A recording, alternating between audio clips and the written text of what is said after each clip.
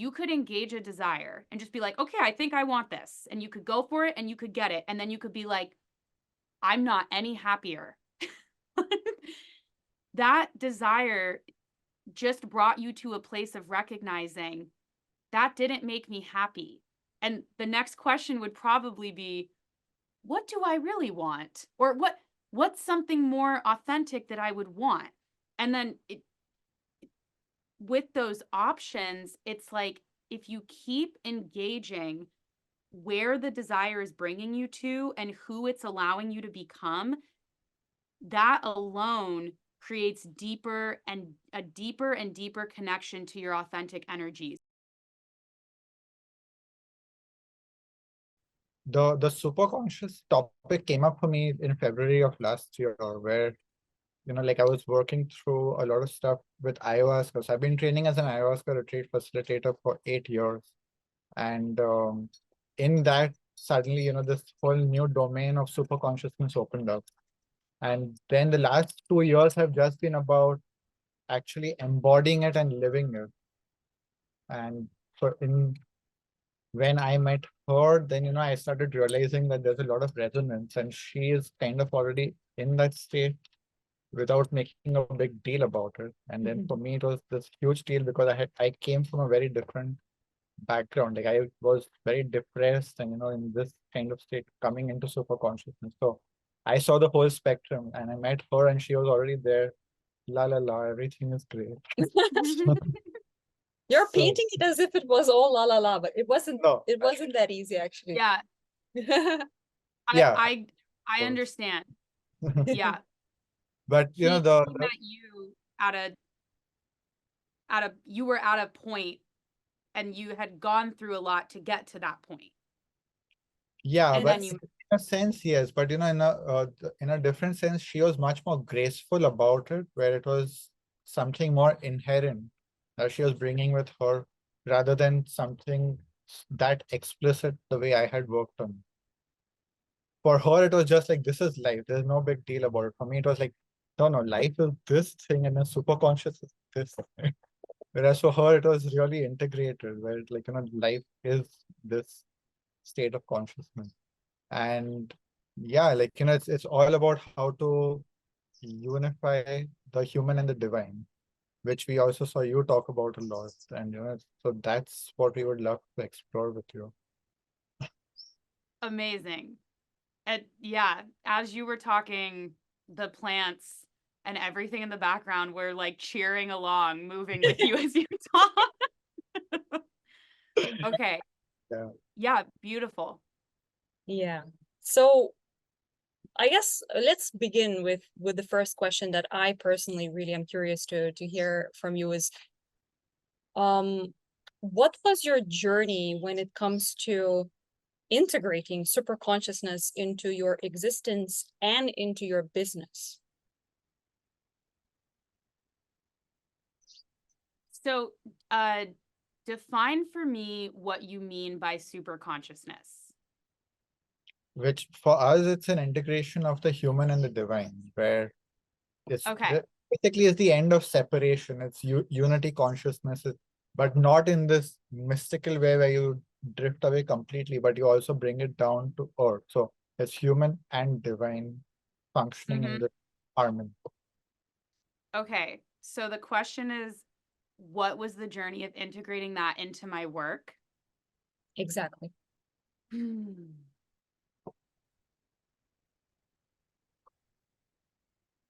So this exploration of full spectrum humanity, full spectrum divinity was something I was up to long before my business started. So it wasn't like the business started and I had to learn how to integrate it. To me, the business was a byproduct of already being interested in integrating that. And it kind of came at the perfect time where when my work, when the doors opened to even offer my work, I was already at a point where it wouldn't have been possible for me to do this work and along the way abandon what was being presented through it. It wouldn't have been possible. So the timing of it sort of came perfectly with, okay, you're at this point of integration where you can do something like have a business and not lose yourself in it, but find even more of yourself. So, and I don't want to make it seem like I was at this extremely high skill level and I was gifted being able to have this business. It was a lot more just like, yeah, you're here and you obviously want to offer your work, so here we go. It can start now. But once it started, and I don't see this ever ending, the opportunities for integration of both my exploration of humanity and my exploration of divinity never end. So I'm still learning, what does that even look like on a daily basis? Beautiful. So there was a question in my mind. Will come back to me soon. Okay. But yeah, I love that because I feel like that's exactly what my journey has also been. And it's like it's bringing that into everything that we do, right? It's relationships, it's business, whatever you do, it's like you can't really separate that part from you. So the what I would like to ask you, or like get your opinion on, is that it sounds like you are allowing your soul's code, your soul's strategy to unfold through you. Like this, the way you said, it just came in perfect timing. And it's like the way we look at it is that our souls have already created the strategy. And if we don't interfere mentally and we just allow that unfolding to take place, everything happens in this divine timing. And everything that's meant to be just presented to you.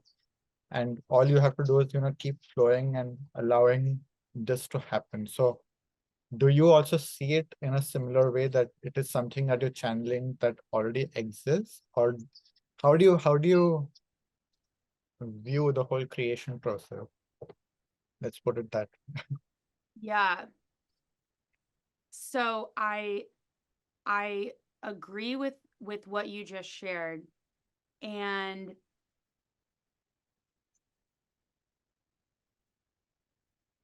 my experience of it, though, also includes that things like our personality and our ego and our conscious mind and our subconscious mind and our bodies and our nervous systems are, maybe we're not all aware of it, but are also in collaboration with our soul. So if I have something coming up in my life that is deeply related to something my ego is really rigid around, I know that engaging that is going to benefit my soul. I know that engaging that is going to make it easier to flow. But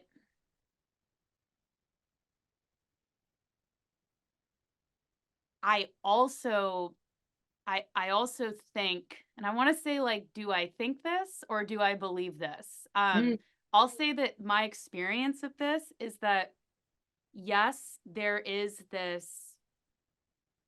these pre-picked desires. There's like, I want to experience that. Like the soul's like, and I want to meet that person and I want to do this with that person. But I also think it's a lot more multi-directional than that. And there's a lot more choice points than we realize. And the soul might want to have an experience of X, but how and who and the way it manifests is so like open for whatever's there. Like it's like there's endless options of how something can happen. So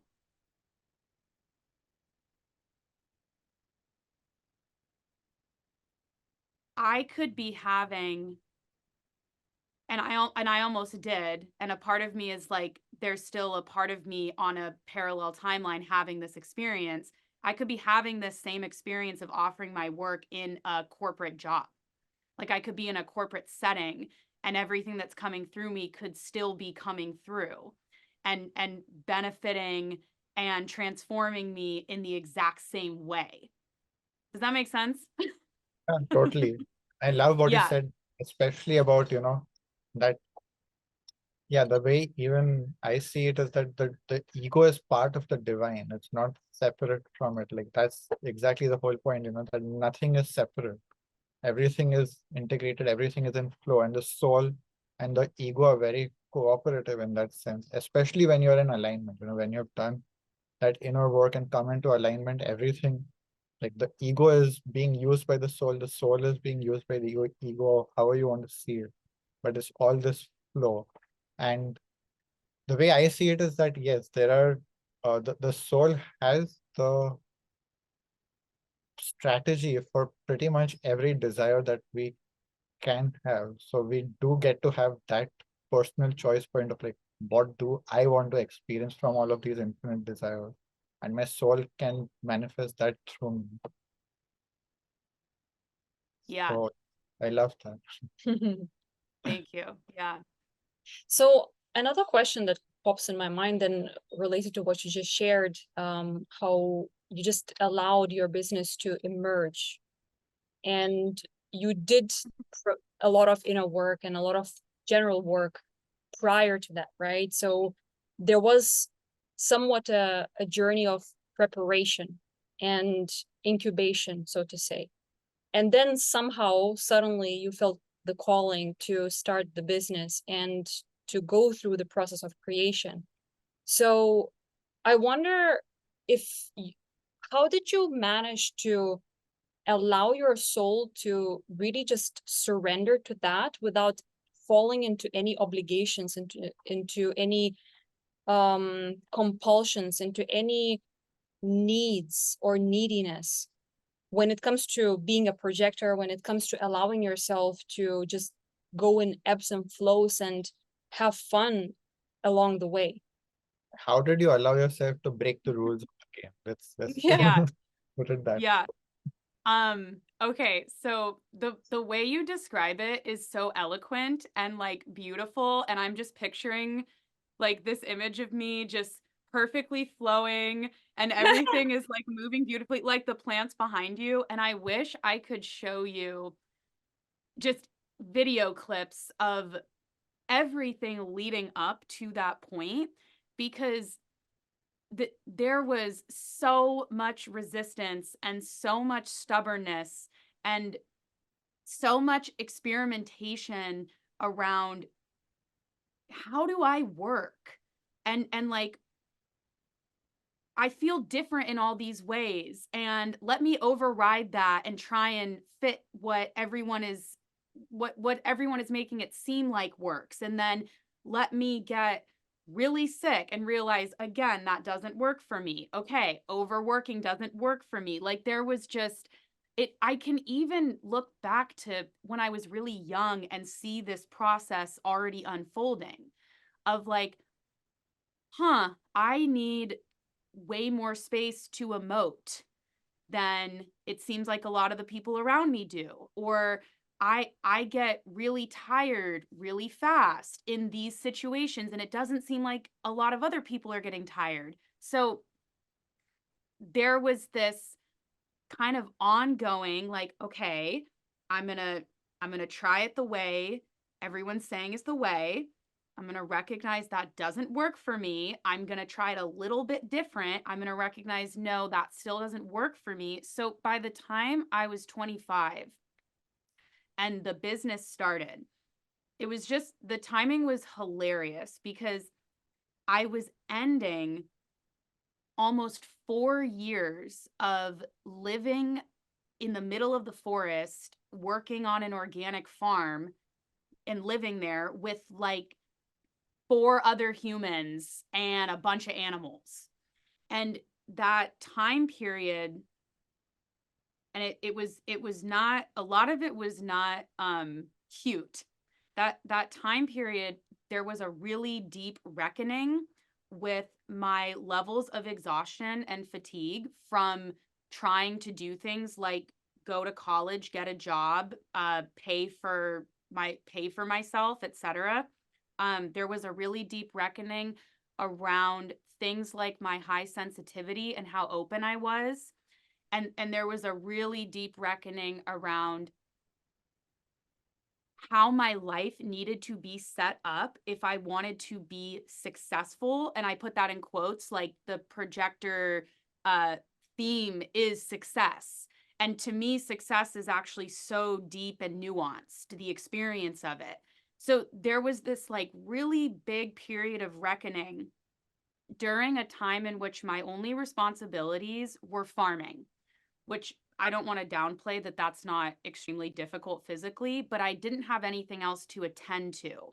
So by the time my business was starting, I was so clear on like how I work, what I need to feel resourced, how I work with life, like how life responds to me. I was really clear on those things by that point. And that's why I always say the timing was hilarious, because it was like I reached this point where the reckoning was ending. And I was starting to think to myself, am I just here to be a farmer? Like maybe that's why I'm here. I was starting to think to myself, I'll just never leave this farm. That I'll just live here forever. I'll never have social media. No one will ever know who I am. I'll just talk to these 3 people and the animals. And that's why I'm here.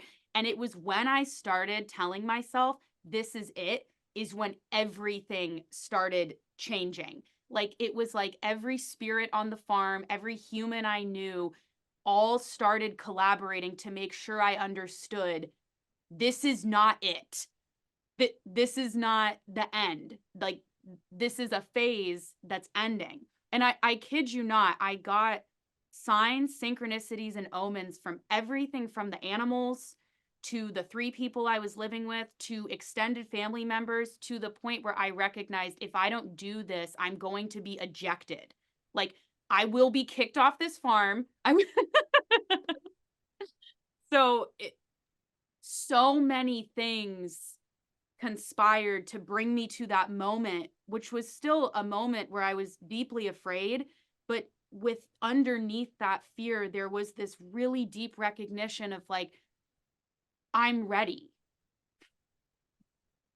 So it sounds like there was a lot of patience involved as well, because you were taking your time also to come to that conclusion, to be like, okay, now I feel like I have to do this thing, even though you tried, you forced yourself in other domains in your life prior to even not just business, but also prior to the farm.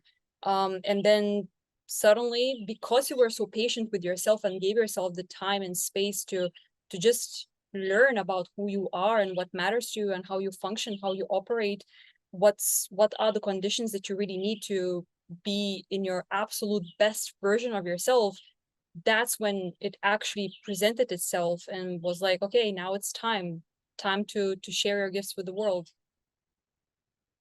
Yes. I think that people don't realize this about me, but one of my superpowers is patience. I am so patient. When I go to offer something in my work, and I don't usually explain this part, it's usually been like 5+ years in the making to get to the point of offering it. And I know part of the reason I don't speak about this a lot is because a lot of people in my community, they use inner work as an excuse to not execute and take action. It's like inner work is the comfort zone, and action and execution is where all the fear is. But what we're talking about is different than avoidance. It's staying in tune with those deeper rhythms of like where you're being moved and what's being formed within you. And it's kind of like when you have that patience, it's very much, it reminds me of gardening, where you're like, okay, I feel the seed dropping roots. Like, and I feel that it needs more nutrients and it needs more compost. And I can sense that like a sprout is coming, and you stay in tune with those rhythms. Mm.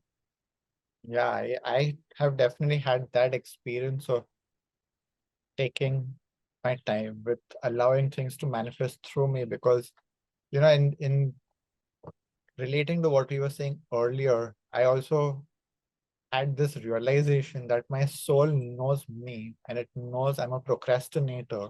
And so it gives my ego and my personality the time to manifest in my way. So I say, okay, if this is meant to be launched 3 years later, let's start now, because we know this guy and how he works. So it's like Mhm. there is this again, this alignment where it's not forced upon me and it's not this pressure, because like my work, a lot of my work has been coming from a culture where everything is about, like, I'm coming from India, so coming from a culture where everything is high pressure, high intensity, lots of obligation.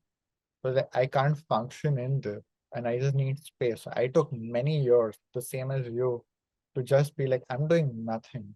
I'm just gonna do the retreats, help in the retreats once in a while, once a month, and then 20 days I'm just like, I can be depressed, I can watch TV, I can just do what I want, and I'm just no obligation at all. And in that, like when I started coming out with that, then it was like, okay, now what do I want to do? And how do I want to do it? And like just really listening at that really deep level, as you said. And okay, if it takes time, if I don't feel inspired for 3 days, I give myself 3 days to just feel whatever I want to feel, whatever I need to feel. And then after those 3 days, there's this burst of energy, and I work for a few days. So like when she told me about, like I only knew about you through her, but when she told me about you, it was like, wow, that just sounds like so much of my journey. And like that's why it was also exciting for me to connect with someone who's that matching at that soul level, or yeah, you get it. Which also raises a question again, like I'm curious, how was that journey of allowing yourself to live with those ebbs and flows, and to give yourself 3 days, 5 days, a week, 2 weeks, 2 months, however long you need for your own creation and whatever it is that you need in that moment. Okay, so I'm gonna tell you like the the like actual thing that's like not as good sounding. If I don't do that, it all goes to shit. If I don't do that, it doesn't work. I cannot get away with forcing, pushing, overriding, overdoing it. It all stops. It's you for some people I'm like you're overdoing it, but it's working in the sense that maybe you're turning a profit or maybe you have clients. I have something set up where I'm like the second I start doing that, make it all stop working. So because it works like that for me, I can be like really annoyed that I'm not feeling inspired or it's not flowing, and I can throw like a mini temper tantrum and I can have that space, but I'm aware like my job is to get to a space where I'm accepting of this is what it is right now, and that acceptance that's not contingent on needing anything to change is the very thing that allows energy to move. So it's like this constant practice of like, yeah, I can see there's an ebb. I'll never forget it in the first year of my business. My fiance is an artist. He's a manifester, and he's like the master of flow. Like he's so accepting of what is. He's like, okay, this is what it is now. I'm gonna readjust. Okay, this is what it is now, and he compared to it's so funny. I like we're so great together because it might seem like I'm really good at that, but I'm not. Like I'm not actually good at it. I know it's something I'm here to work with and deepen in. And so I have a lot of experience in it. But it was the first year of my business, and I think I had my first maybe month or so where things started to slow down. And I'm a new entrepreneur. And of course, what got kicked up was like, oh no, it's starting to slow down. Is something wrong? And I remember he looked at me and was like, this is when you get really deep into your creativity, when there's nothing to attend to. Like this, he was like, this is where you have that space to do whatever you want, to listen, to connect, to create things that maybe aren't for the business, but just because you want to create them. And he was like, if you don't take this time and enjoy it, you're gonna miss it the next time it gets busy. You're gonna want this big, spacious month again. And that has stayed with me this whole time. It's like I hear him like, okay, you have this space. What are you gonna do with it? But to go back to sort of what you asked, I have to surrender to the ebbs and flows. And I almost think like for non-sacrals, when we're not doing that, it's so much more annoying than than the other types. Like I feel like when we're forcing, people feel it so much stronger. Because it's so off for us to be doing that. It's like when a projector's needy, it's so much more annoying. Because it's like the opposite of how we're meant to function. That's incredible, because that I think he can definitely witness me being in those phases quite a bit, because I do tend to fall into the trap of obligation and feeling like I have to create, I have to show up, I have to do this, I have to do that. And that is because I have been running my coaching business for over 4 years now. And there were a lot of successes that came with that. But then my soul was telling me, like, you're doing something completely out of alignment. You're not doing it from a place of pure inspiration anymore. You're just doing it out of, muscle memory, as if you're on some kind of inertia that you kept on doing this thing, so then you have to continue doing this way. And it no longer worked. I was no longer inspired. I was no longer excited. I was no longer in joy and inspiration to keep on waking up in the morning and going to create something for my work.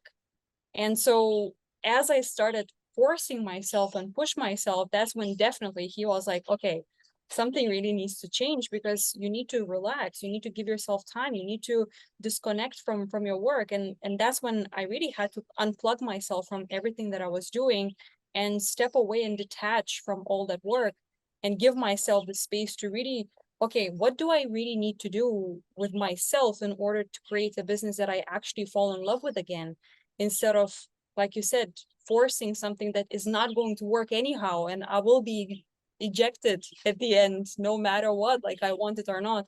So it's so interesting also to see someone who has been in those same experiences.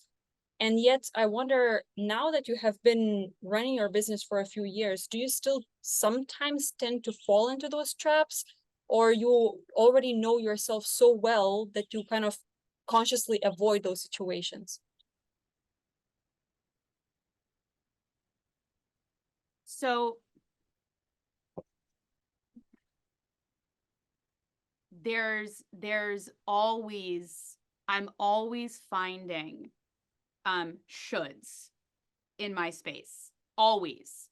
I'm like, oh, that's a should. Oh, that's from something I saw on Instagram. That's that. And I'm like, does that ever end? It's the business arena, even the aspects of it that are more integrated with spirituality, is mainly just a heap of shoulds.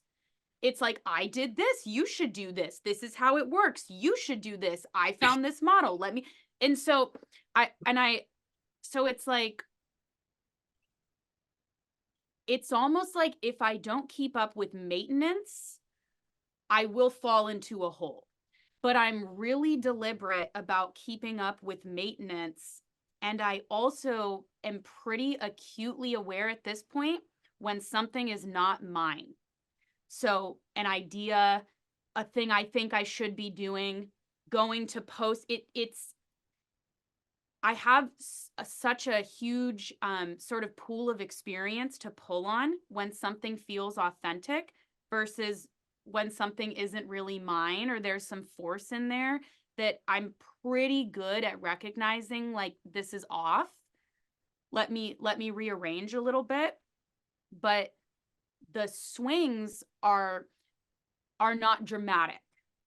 But again, I know they would be if I wasn't so deliberate with keeping up with the maintenance required, in my opinion, to be in the arena of commerce when you're highly sensitive, very intuitive, psychically open, have people pleasing or fawning tendencies where you're very good at reading what everyone's doing and becoming like other people. I just think when you have that makeup,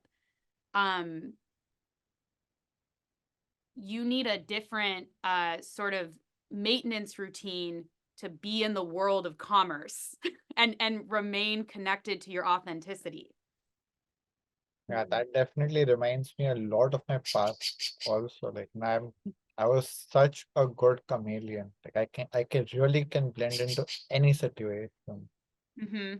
It took so much work to define myself as separate from the world. Like that is how I would define the work. Work is you are not the world. You have to learn how to individuate. And like that was a very powerful process. And now on this side of it is just such a calm insight when you don't have to constantly, keep guessing how you can get approval. And you like at some level you just stop caring about that. It's just like I'm okay the way I am. And even coming back to what what your partner said, I just loved that. Like life is creating this space for you, and what are you going to do with it? It's so powerful because I have noticed that in my life so many times that if I'm playing the wrong game, everything's going to come to a stop.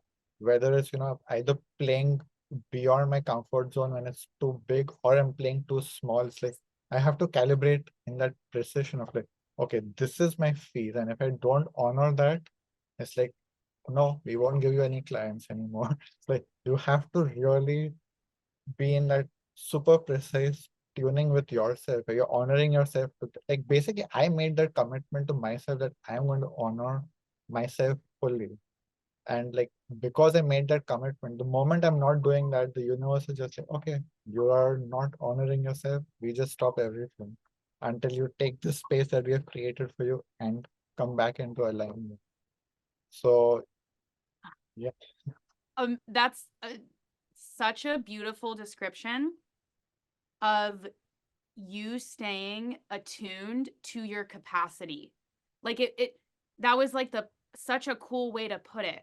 And I talk about this a lot, and I can tell that people are like, yeah, work with your capacity. And I'm like, no, it's what you just said. It takes so much precision and intimacy with yourself to recognize your doable edge, to not blow yourself out, and to also not avoid what life is asking of you. It just that dance alone, it takes care of everything if you commit to it.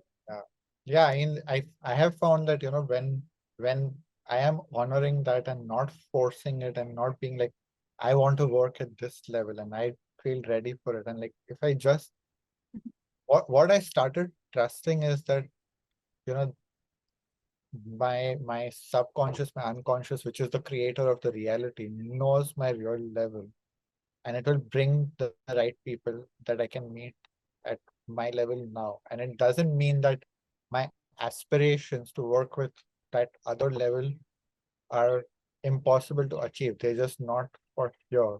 And again, understanding the dimension of time and growth and all of that has been so crucial. Of like everything doesn't have to happen now. There's a whole lifetime to play out all your desires and just allow for time to play its role too. Yeah, I couldn't agree more. And I think that I just was writing about this, and I wrote something where I said the the range of success, the bandwidth of success that we are both shown and programmed to show is so limited. Like we are shown big numbers, big accomplishments, big clients, and it's like that is such that range. If we're only shown that range and we're only programmed to show that range, we so easily fall into the delusion that that is success. And that can insidiously chip away at things like a commitment to capacity, where we're like, okay, well, I want it to get higher. I want it to be more. I want this to be bigger. And it's like exactly like you said, when you commit to something deeper, it's not that your ambition has to dissolve, but that you're now saying, I want to be positioned for bigger, more, better, etc., in a way where I can actually create the space for it and meet it and reap the benefits of it. And if that takes 1 year or 10 years, I don't care. I want to be prepared so that when it comes, I'm not completely blown out by it and miss it entirely. Yeah, I get to like not just that, but I also get to enjoy it fully because I'm so in harmony with whatever's happening. It's like I really get to enjoy the full experience and take absorb all those energies from it. Because again, if it's something that's too big and I'm stressed out, I can't actually enjoy the experience because I'm constantly trying to figure out, how do I deal with this problem and that problem? And it's way beyond me to actually just take in the full experience. This is something nature shows us, that metabolization and integration is what opens the space for what's next. And if you skip metabolizing and what's here, nature never skips that. Nature always metabolizes what's here in order to become what's next. And we as humans, fortunately or unfortunately, can override metabolizing to try to get to what's next, only to have what you just said happen, where it's too chaotic and frenetic and ungrounded to even be with it. I would love to understand more because I have got this very deep relationship with nature, and I really love when someone brings nature as an example. I keep using it too, and I even saw on your website, and you have written somewhere that we are nature.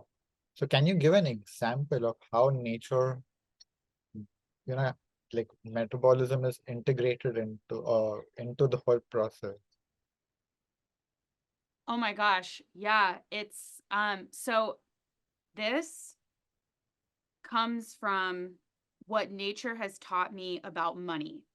This idea of it, I call it the wisdom of true reception. And it's the idea of when we truly receive something, for it to be received, there has to be a metabolization.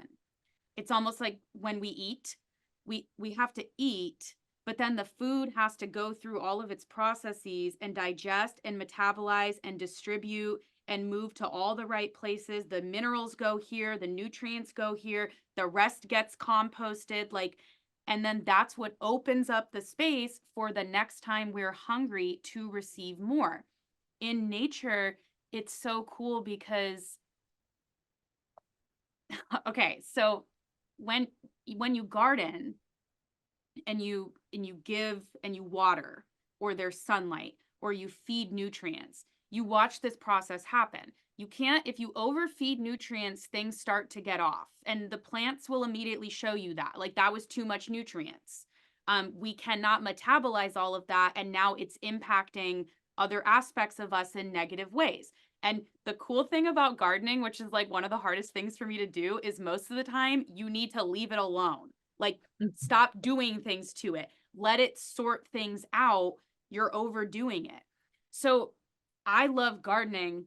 And something I was noticing as I was working on Money Medicine, which is the program that has like the wisdom of true reception as one of the modules, is in our garden, there will be like what you would think would be negative inputs. Like there's like this weird fungus that pops up, and it's not like healthy mycelium.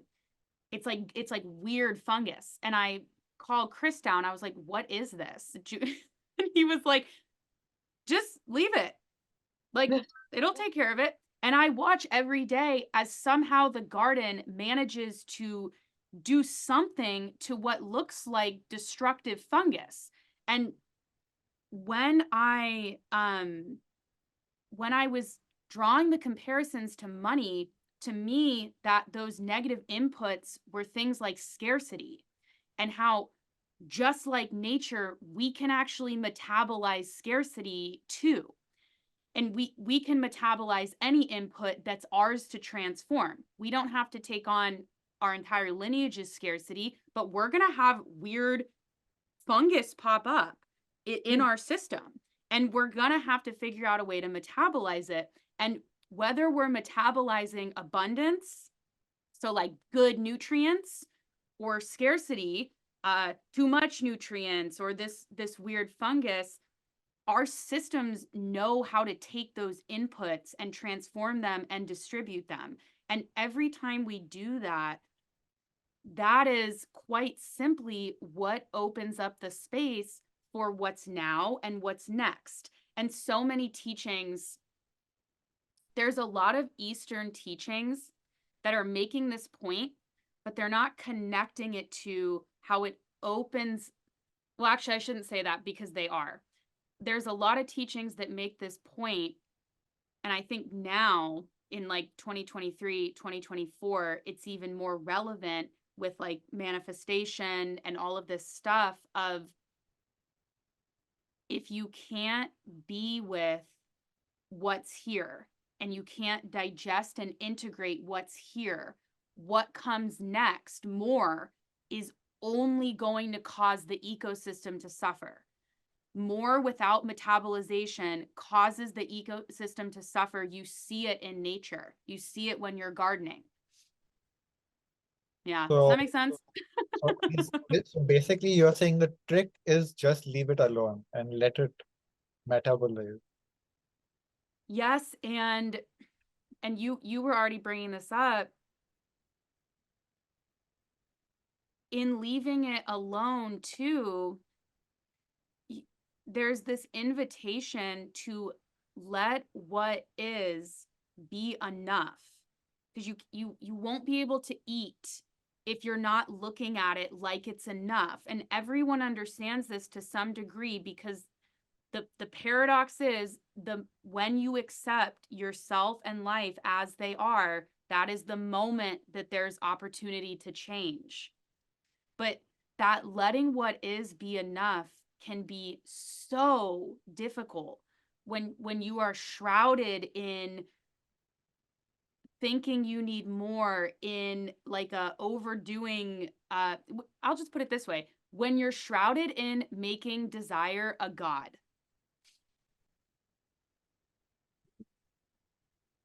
What's really powerful also in hearing all of this is that in the current world we live in, there's so much of this instant gratification and fast results and get rich quick schemes and all that stuff. And what we're talking about here is to surrender and go with the flow of nature, to surrender and go with the flow of your soul, to surrender and go with the flow. And, you know, just allow yourself to take the time, allow yourself to go through the slumber and the wormhole, and it's okay to be slow at times, and if that's what's needed, even if it takes months or even years, that's also fine. And I'm seeing this also even to myself, because 4 years ago when I quit my corporate career, it was like, oh, but I have to do it all very fast, and suddenly everything is going to be fine, and I will be one of those super successful women who made it so quickly. And it's like, yeah, to some extent I did so, because I did replace my corporate income with the coaching income. But at the end, it wasn't really fulfilling my soul. And I realized that it was actually way too fast. And I was forcing myself in order to be this holistically successful woman way quicker than I was able to, coming back to the whole capacity topic again. So to me, all of this is also an invitation for the listener, whoever is listening, to give themselves permission to be like, you know what? You don't have to force yourself to do all the things that the books are telling you to do. And because somebody like a neighbor somewhere out there is succeeding their own unique way, let them be. Just focus on your side of the street and focus on what you are creating, and allow yourself to express yourself the way you're meant to express yourself, even if it's unclear at the moment. Like for me, for example, that's the kind of clarity that I'm looking for, to be like, okay, so how do I want to express myself? Is it writing? Is it video? Is it like, what is it? Is it painting? Is it, there are so many different ways to express yourself and help other people also to find themselves too. So yeah, it's a great confirmation of slowing down and giving yourself permission to just be you. And I feel like, also in that space, when you really slow down and almost come to a stop, that is when things speed up so much. Because also the whole theory of relativity is that when you are so slow, everything else is fast. And the amount that you can metabolize at that speed of consciousness is tremendously more than when you're in this fast space and you're not having space. So it is that paradox of infinite patience yields immediate results, or if you just allow that space to happen, it will automatically get filled up, because nature and vacuum, it just sucks in everything. Yeah, I completely agree. And when you're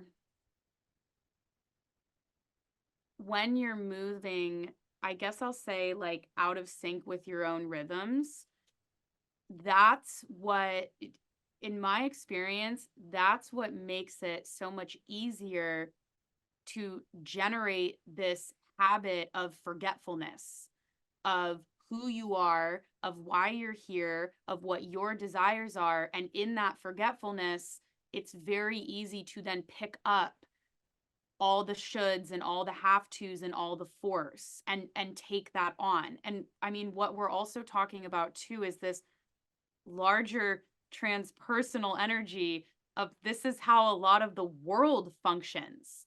What we're describing is how most of the world functions. And when you look at the world objectively, you're like, yeah, most people are in a deep level of forgetfulness of who they are, of what they like, of what they want to eat, like even like really simple things. So a lot of what we've spoken about, like in this conversation, what we're speaking to now is the antidote to so much of that. Like, it's the antidote to not finding yourself in these extremes where you're like, okay, wait, I don't like any of this that I've created. I need to start over. Like this rhythm that nature mirrors to us perfectly is what allows us to stay in flow, even if that flow, I always say this when I'm teaching, I'm like, you're going to do this and you're going to like have those moments of like, wow, that was so profound. I really stayed with my capacity, or I really I was in a really deep alignment there, or that desire really brought me deeper into the dance of life. No one on Instagram will care. Like no one is gonna be like, oh my god, yay, but But then who will care are like your guides and the nature spirits and the people who really see what you're up to. Those are the ones who will be like, wow, what you're doing is profound. But I always tell people like that we are actively stewarding a new definition of success into consciousness. And it is not the one that everyone celebrates. Absolutely. I just want to check in with you. Do you have a hard stop at any time, or can we keep it going for a bit? We can keep going. I don't have Yeah. a hard stop. Because it's amazing. Like, one of the big lessons I integrated in the last 2 years is matching that rhythm of nature and the universe. And actually, there are many different rhythms, and we are also multidimensional. And when we align to these different rhythms, is when you become inseparable from it. It's when you enter into this union. And that is, what I call superconsciousness, is where you are just so perfectly in the flow that you are not separate from anything. Everything is just vibrating in this perfection and harmony. And that somehow also brings me to the topic of manifestation, because that's how I see it. You spoke about people make desire God. And I feel like that is nuanced again, because yeah, like they put it on this, like it also depends on type of desire, because I feel like so many of these desires are placed on us, but then we have these really deep, authentic desires which want to manifest through us and materialize through us. And the way I see it, the purpose of life is to experience our most authentic desires. It is that canvas on which everything is manifesting. And it is to stay in that alignment and that rhythm and allow it to manifest without pushing it, without forcing it, and knowing and trusting that there is this timeline. And if you just let it happen, it will happen. But the moment you try forcing it, you kind of push the timeline away because you go out of frequency. So I would love to hear your views on how, like what is manifestation for you? Oh. Okay. This is such a huge topic for me. Well, let me start with how I view desire, because I think that kind of paints a better picture than my thoughts on what manifestation is. So we're at this really interesting point with desire, because we have the history of a lot of more transcendent versions of spirituality where desire was to be transcended.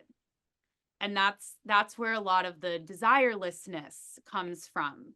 And then we also have the like boom of new age spirituality and the law of attraction becoming so well known and manifestation becoming so well known that on the other end of the pole, we have this idea that anything you think you desire is meant to be yours no matter what. You just have to get into alignment with it. And both of these ends of the poles are fruitful explorations that have brought a lot of meaning and contrast and awareness to what desire is. But I think for a lot of people, they're finding that no matter what, if they hang out on this one or that one, they still suffer. They still suffer. It's not doing it for them. It's like, it's not why they're here anymore. The exploration has updated.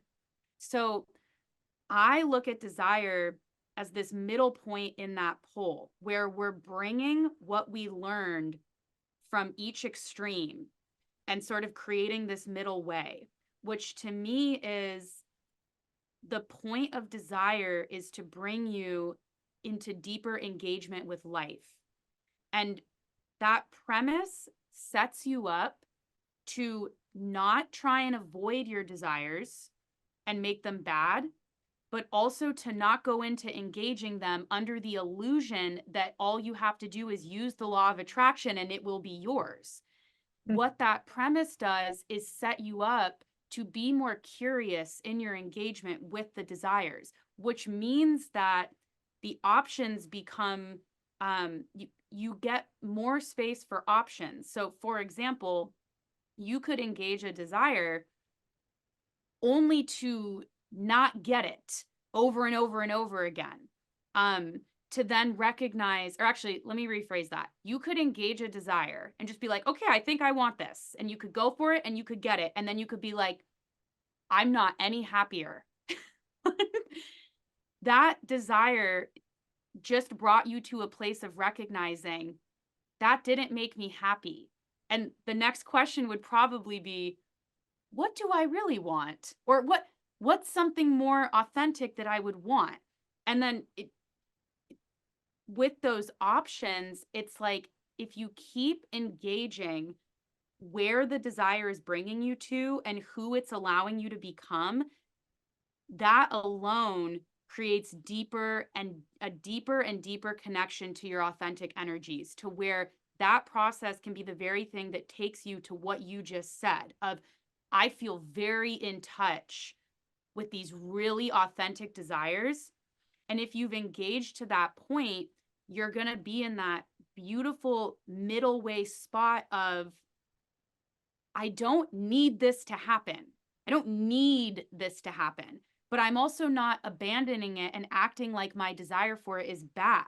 So I'm just going to stay with it and see where it keeps leading me. And I think that, because these two poles of kind of where we're at with desire, I think because they're so extreme, it creates a lot of confusion. I work with a lot of people who have previously been really into manifesting. Like I see this a lot where there's a swing from the poles. So somebody might have gotten really into manifesting, and then one day been like, what am I doing? Like, what's going on? And then they're like, okay, desirelessness. And they're like, I'm just getting out of the way and it's just all God. No me, all God. And it's like, I see these patterns of these extremes a lot where people swing from one to the other. And I think it will take thousands of years for what I just said to be more commonly accepted as the function of desire. I think we still have a very long way to go with manifestation. And I think we still have a very long way to go with desirelessness and letting God be bigger than I. Love that on so many levels. I love this idea of, like, desire is a way to explore yourself and come into deeper and deeper alignment with your most authentic desires, which then just becomes this play of like, my desire is me. It's not, again, it's like, it's not I desire something outside of me. It's like, it's kind of this intertwined relationship where it is me coming through me. And my way of looking at it, like I said, is that life, the purpose of life is to experience desire, which would make the deepest desire just be living. Like, I want to experience what living and life is. So life is the purpose of life. It's that it's inherent in. And that, what more do you want? You're getting to experience life. Like, what deeper desire can you have than that? And when you realize that desire, when you realize that purpose and you fulfill yourself with, wow, I am experiencing life, I am full of life, I am fulfilled, everything that you go to fulfill from that fulfillment just brings you more fulfillment. So, like the way I see it is that where you create from is what you create. If you create from neediness and scarcity and emptiness, and you're just attracting things from law of attraction because I don't feel good enough, I don't feel happy enough, and I want this, you actually just keep creating more neediness, more not enoughness, more unhappiness. But if you just arrive at that place of, wow, I'm getting to experience life and all that life has to offer. Wow, now I fulfill each desire and I feel more fulfilled. So it's like this overflow of fulfillment and this endless abundance, infinite play of life. It just keeps going and going and going because I just love life. So that That that's that is, to me, the updated version of enlightenment. What you just described. That's enlightenment through going all the way in to our humanity, not abandoning it, only to discover that that is the updated entryway to experiencing divinity in the body. Like that's, to me, that's it. And not everyone's interested in that. No, but yeah, it's yeah. my feeling is, the reason people are not interested in that is that they're too invested in other stories. But deep down, they are really interested in that because, of course, like this is what life is all about. But wow, like the Buddha, this great being has said that desire is the root of all suffering. So we must deny all desire. But to actually understand why is he saying that? Oh, desire leads to loss. Like if I don't get my desire, I feel disappointment. If my desire is fulfilled and then I lose this impermanent thing, I feel pain. So if I start understanding why desire is painful, and I'm okay with pain and I embrace pain and I accept pain as just like the the part of me having my desire, it's okay. I get to experience the fullness of life. That pain is just as much a part of life as is fulfilling that desire. And there is no denial, there is no rejection, and like it's just life. And that is again, the fullness of it. I like irrevocably agree. It the I have two teachers who have really helped me like deepen this kind of concept I knew but experience I was having, and it's this idea that underneath everything, no matter how perceived bad or good, are these energies of joy, and they're forming our bodies and the planet and the universe, and they're underneath, they're like a song underneath everything. And it's not fleeting happiness, it's this deep experience of joy is creating everything, and in every experience, no matter what, you can access that by going all the way into it. And it's such a difficult concept to teach because it's not about avoiding or even trying to get there. It's just continuing to create the space for what is, and then you find that you're brought there. And sometimes it takes years to experience the joy that's imbuing the whole experience. But it's something I had felt since I was little, because something I was grappling with a lot when I was really young was, okay, a lot of people are choosing suffering. Like I remember being like, why are I was like, so many people, I specifically was looking at my family, and I remember looking at one of my parents and being like, a part of you wants this. A part of you wants this. Not like, because the first thought was, why aren't you X to get yourself here to not be experiencing this anymore? And then I remember realizing, like, if you could, you would. So a part of you must purposely be like, no, we're not doing that. And this recognition, I'm so glad I thought about this a lot when I was young, because I feel like it set me up to not want to save everyone Like I've never really had like a strong, like, I need to make sure everyone raises their consciousness so we all are saved. Like I remember being really young and being like, okay, you're having this totally different experience. You might not ever experience what I'm currently experiencing in this lifetime, but it seems like you're potentially progressing towards that, maybe just slower, which helped me realize like your soul wants this. And then through that, and this did not all happen when I was little, a lot of this has happened more as an adult, the recognition of like your experience is just as sacred and valid and imbued with joy, even if it's so different from mine, and even if you are suffering. This is in one of the primary teachings I have studied, which is the fourth way by Gurdjieff. It's called the addiction to suffering. And this is the one of the primary experiences of humans is we are all addicted to suffering until we choose not to be.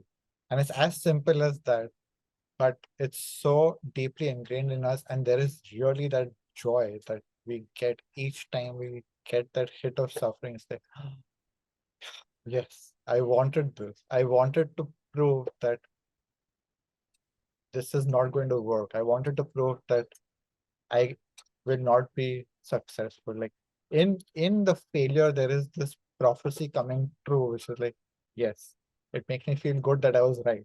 There's this addiction, constant addiction to feeling right and to suffering in that way also. And I just love what you said about joy being that underlying state, the music which manifests, because I've been writing this booklet in the last 3 months, especially. It's called Complete.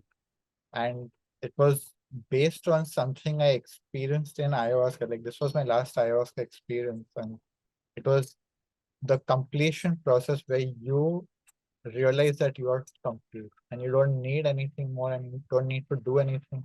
You're enough. That thing you've been seeking forever is here finally. And it was just this absolute, it wasn't even peace, it was just joy of being complete and this celebration. Like, yes, it's done. Finally, it's done, and I can just enjoy life now.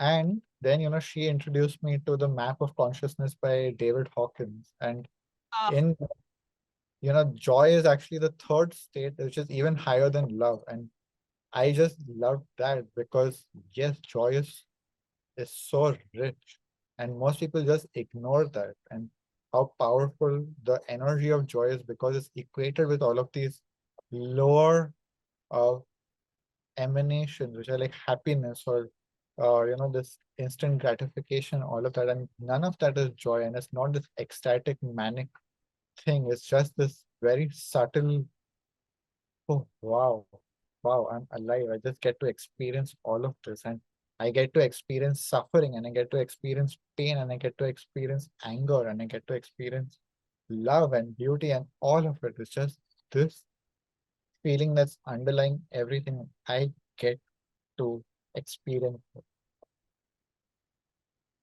yeah. Yeah. The when I first asked you what's your definition of super consciousness, to me we're like back at the beginning, because what you're describing is that you access that joy that's like undeniably imbuing all of humanity and all of divinity. You access that through engaging your humanity. And that's the thing that so many people like, I'll give an example. As a species, we are in a very infant stage in our relationship to anger. It's like such a huge exploration, I think, of humans right now. And we're at the beginning of anger. And it's in exploring anger that you open up the space to, like you said, recognize like this has meaning too, this is sacred too, this is valid too. But joy is a byproduct of that commitment to humanity. And so it's a hard sell because you can't be like, oh yeah, I can get you there really quick. You just got to do this, this, and this. It's not like that. I always say to people, I'm like, my work is the hard sell. There is no low-hanging fruit. I'm not like, just do this, this, and this, and then that will equal this. I'm always just like, one of the things that the only thing I know I can promise is a part of my work is deeper engagement with life.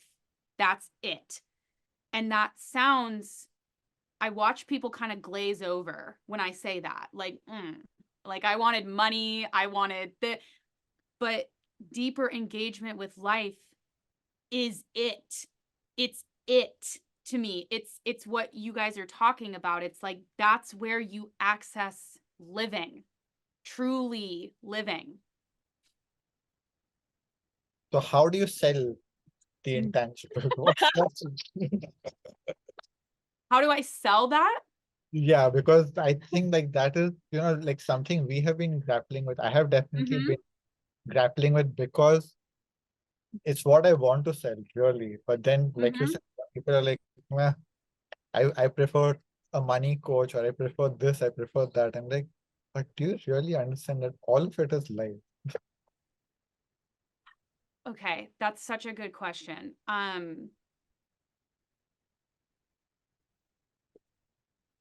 Okay, I think that this is probably a much larger answer than what I'm going to give, but there are some pieces that I can kind of see that are important. So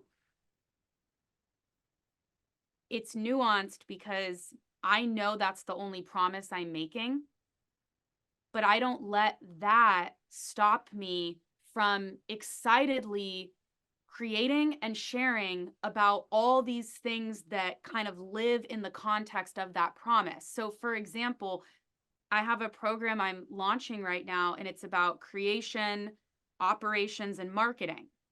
I love marketing, but so I let myself love that and show possibilities through my own connection to it. So I don't shy away from the like, I love this, and this is, and I know about this, and I like, this is part of the teaching, but I never at any point, I never at any point start to act like I'm going to get them that. So it's like when kids, okay, it's like when kids have lemonade stands, they're selling you lemonade, but they're not acting like it's anything but that. There's no like hidden things behind the curtain. There's no false promises. It's just the lemonade and the cookies, and they're really excited about it, but they're like, this is all there is. That's what I do when I sell. Like, I let myself be in the connection to the creation, but I can't let myself do things that I know are out of integrity with what I'm promising. So I'm never going to put somewhere, this person made this much money when they took this. I'm never going to do that, because to me, even though it's not being articulated, there is a psychic promise there that says, and so will you. And I cannot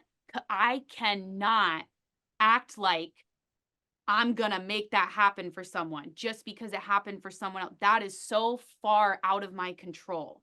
So I think what makes it so that I'm able to sell things is I don't let, knowing that I can't do things like promise you will for sure this and this will definitely happen. I don't let that drain my connection to it. I let them both be present. And a lot of people reflect to me, you look like you're having so much fun. Like you look like you, or people will say like, you seem so sure. And And they're like, I just kind of want to be around that. We have intake forms for people who buy stuff. And a common thing we hear, this is actually probably going to be really helpful. A common thing we hear is, I like that you're not promising anything. I like that you're not acting like I'm going to make a ton of money from your program. I'm also not, this is important too, I'm not taking that away as a possibility. That could totally happen. But that's not why I'm doing this. That's not why it's here. And I can tell you, there are so many people out there who are starving for people who are in that style of integrity. They trust you more because you're upfront from the beginning. So when they buy, it's so clean. You can feel it. You're like, this person is here for deeper engagement with life. And I can fulfill that. I can help with that. Before you even said the word integrity, I was like, she speaks integrity. and it's everything that you were just talking about. It's exactly like, it speaks so deeply to my soul, because I keep on saying that for me, integrity is in the front and center of my business. And whether I do a great job with it or not, I don't really know. I do my absolute best to align with what's in most integrity with myself, with the world, with the person that I'm talking to, with the person that I'm working with the person who is my potential client. And it's such a crucial piece to really build a sustainable business, because you're building something that is not on some shaky, wobbly foundation, but on a very strong foundation built on values. And so you're not promising something that's empty, or promising something that you feel deeply connected with. And the right people see that and feel that, and they can feel that you are in integrity with what you're offering and who you are being and what you're behind and what your belief system is. And that's why then they buy, because they're like, well, yeah, she speaks my language. I can resonate with every single frequency that's embedded in these words and in whatever it is that you're creating. So it's just such a confirmation, again, listening to everything that you're sharing, because we keep on talking about integrity over and over and over again in our own work and everything that we're creating, and how to package our services in a way that it's not over promising, it's not misleading, but it's actually also bringing the right people in who want to do the work, but also they don't want to just sit around and feel like, oh, it's just, magic is going to happen, but they're also willing to do the work by themselves. They come as into the classroom, but then they go back home and do their own work. Yeah, it's so again, what you're describing, it just takes a really deep level of intimacy with yourself, because to me, integrity is a moving target. And as I update, so does integrity. So what I thought was integrity in 2020 has changed, because I have changed. And then in the second part of what you said, what I hear you describing, which is like something that comes up in my programs and in my containers a lot, is flexible ownership. So we have value and we're owning that. There's value here. We're not acting like we didn't we're not acting like we don't walk our talk and like we don't have fruits to offer. And these fruits and that value are not a god. Like, they're not going to solve everything for you. We have gaps. This will not be, it's that, like, it's such it takes a lot of precision to walk that line of like, I'm owning that there's something here. And I also recognize that, like with anything, there will be gaps, and not everyone will get it fully, and it's not going to satisfy everyone's need and desire. It's just what it is, and it's here. Love that. I feel complete with this conversation. Yeah, me too. It's been really amazing and so powerful, and so many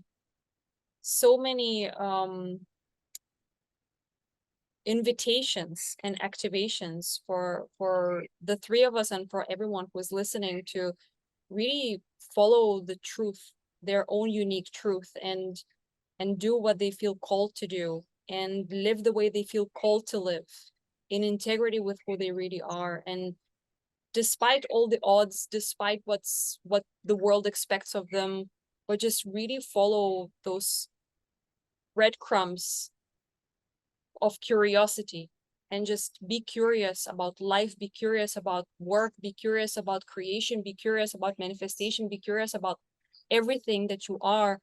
And it's just a beautiful, beautiful conversation to wrap in this place. Thank you so much. Thank you so much for having me. This was incredible. It Yeah. was. Love Thank you. it. Thank you.